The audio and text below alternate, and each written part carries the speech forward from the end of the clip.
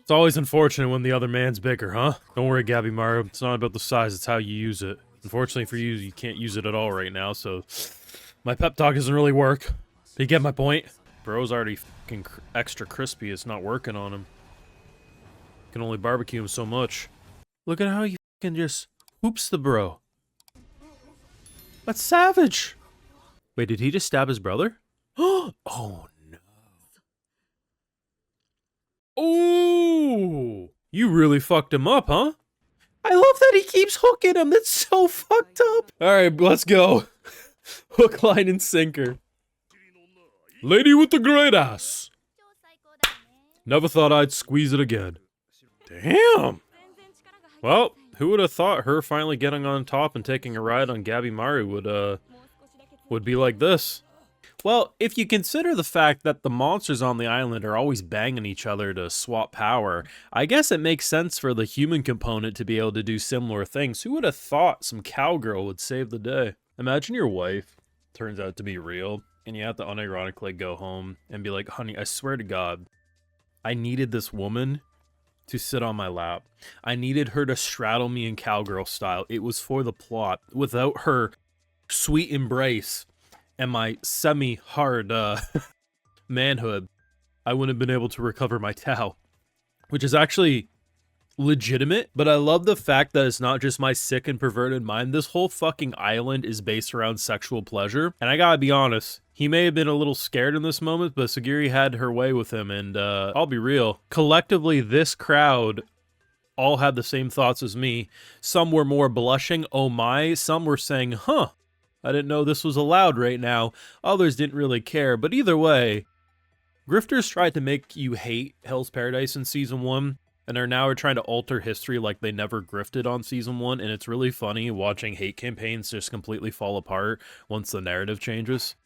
Like, it's so fucking stupid, but man, this show was great in Season 1. It's probably going to be even better in Season 2, I gotta be real. Got this far in the video, though. Make sure you drop a like, share, you support, subscribe if you're new around here, you know what, Patreon, full live reactions and exclusives live over there. Also goes a long way to help fund the channel of videos just like the one you're watching. So we had a very fun return. Most people will probably say, in terms of pure excitement, the last week's episode, Season 2, Episode 1, or Episode 14 was the best. I gotta be real, I like this week's episode even more. Probably a mixture of the fact that I'm remembering more Season 1 details as they're showing me different characters and reminding me of things, so it definitely helps my enjoyment for sure.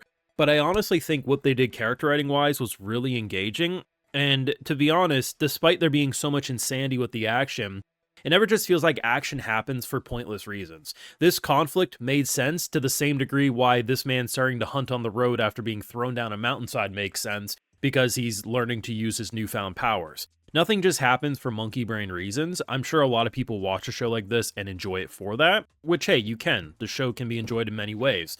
But the writing is actually very thought-provoking, and my favorite part of the writing has to be Gabimaru's memories. So Bro does regain his identity after a little fuzzy, hazy moment. And it's really interesting because his entire purpose, it's conflicting, because while I believe the wife exists, you can honestly see how they can write it as an unreliable narrator situation, and it turns out she doesn't exist. So why go to such hell for something that's probably fake? And the way he talks about the fact that, like, listen, maybe you're right, but I believe she's real. And because of that, I'm gonna continue my mission. Bro's able to remember the touch, the scent, everything about her, these little details. And while sure, can I believe that there's a way to fuck with people's memories to this degree? Absolutely, especially in a world with as much monstrous magic as it seemingly has. Yeah, they call it a different name, but magic be magic no matter what. Why would it make sense to not go the dangerous route? Either you find the elixir of life, and it turns out they did lie to you, which, man, alright, just drink that shit for yourself, kill the person, whatever you need to do. But if it turns out she is real, and you didn't go and complete your mission, then your wife's fucked. Of course he's going to do this, especially after remembering everything, right? And it's honestly so nice seeing the variety of opinions. I mean, Sagiri's basically like, damn, like, I'll stop straddling you if that's how you're going to talk about your woman. I mean, Bro's basically saying, I didn't know you were a real man like that, but I respect it. It's just a very good cast of characters, and I really like the character writing and how, you know, for me personally, like I said, I haven't seen this show since it first aired. I talked about that last week. So it's been a little bit, and while I definitely remember what happens as soon as they remind me, like they show me a character, oh right, forgot about our tree boy. All coming back to me, PTSD intensifying. They're doing a really good job, and I think that's why this was such a fun episode. And I mean, honestly, just you can skim through pretty much any scene in this show, and there's just so much emotion being conveyed in the art direction and everything. It's really consistent, and I definitely think, if my memory serves me, I feel like facial animation and facial art is probably cleaner than it was in the early stages of Hell's Paradise Season 1, but maybe my memories are wrong here. But I mean, you can't deny, like, it got impact frames, it got everything you need to make a show look good. But at the end of the day, I do think this show got unfairly targeted by a hate campaign. Because if people remember, because a lot of people have been talking about this in different comment sections, they're like, man, like, why did people bash on Season 1 so much? I remember really liking it. And that was my thing. I remember when I covered Season 1, I was getting so many stupid fucking comments. Oh, you're glazing Mappa. Get Mappa's dick out of your mouth. You blah, blah. Like, the unfortunate thing about the internet is there's always been these targeted hate campaigns, but at the time of Hell's Paradise releasing, it was really popular to hate on Mappa.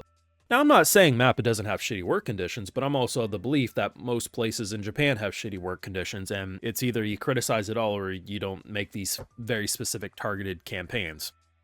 And at the end of the day, there was plenty of times where I was like, man, this could have been better, this could have looked better, but it's hard to just say that without people being like, yeah, you're on our side, fuck. It's like, no, I'm never saying fuck Mappa.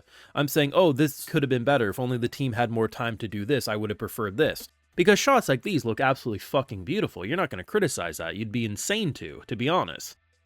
But at the end of the day, it was the popular thing to hate on Mappa at the time of Season 1 releasing. And now, what we hate on per week changes every other fucking week or every season. Do you remember how, like, literally last season, people acted like One Punch Man was the worst animation ever made? It wasn't. It was very bad, but it was not the worst. Because to those same people, a season prior to that, we're acting like Beginning After the End was the absolute worst thing ever made. And they don't actually care about what they're hating.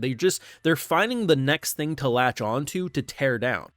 And the issue is that there's legitimate things to criticize, but when all you do is tear down and you're just a rabid attack dog, people don't take you seriously and ignore you. And it is kind of funny because I'm seeing those same people who bitched and moaned about Season 1 acting like Season 2 is the greatest thing. And their old posts are still up. It's really fucking funny. And that brings me to my point. This show has always looked weird because look at these types of things. There's so many monstrosities on the island. I'll tell you what, next week when we come up here, I'm gonna rewatch episode 1 and 2, you know? Because now we've seen a couple episodes of Season 2. I want to see, is it really that different? Because I don't think it is. Maybe my memory's wrong, but this looks and feels like Season 1. The action scenes might be better this time consistently just because I do think it had a bit better of a production schedule if what I read is true. But it is really funny to see like the same people who acted like Season 1 was dog shit, because I was there, I was getting the comments. Now saying like, oh yeah, we always love this shit. One Punch Man could never. Bro, you were acting like this shit was One Punch Man at times. It's just so fucking funny, man. Internet grifters are the most deeply unserious group of people, and the issue too is that they don't actually see what the show's going for, because a group of characters like this should never exist together, which is why it was kind of a fight to the death. And why I think I really enjoy episode 15 is that we've actually collectively had this group properly come together now. This no longer completely feels like a band of misfits who are doing different things. I think we are collectively on the same path and we're gonna have each other's back. I mean, she's up in the air still because she definitely thinks for herself, but it's nice to see what they're able to do, you know? Either way, I think Hell's Paradise is currently on a roll. I think the internet hate campaign failed, and I think it will continue to fail. Unless the show turns out to be a PNG presentation midway through production, which I don't think is going to happen. I think this show is safe from the same people who tried to tear it down back in Season 1, and you'll love to see that. Do let me know your thoughts down below. What did you think? Favorite moment if you got any. I love that straddling scene for more reasons than one. But your thoughts? Drop a like, show your support, subscribe if you're new around here, and Patreon is where you can catch my full live reactions, all some more. Like, hey, I love to give video shouts to my patrons, because without them, you wouldn't get these YouTube videos. So today we got the RPG Ghost, Doro, Crystal Cat, Cray Cat Lad 88, Goron 201, and we also have Mary Lou. So I appreciate the support. Please take care. You know, have a good one.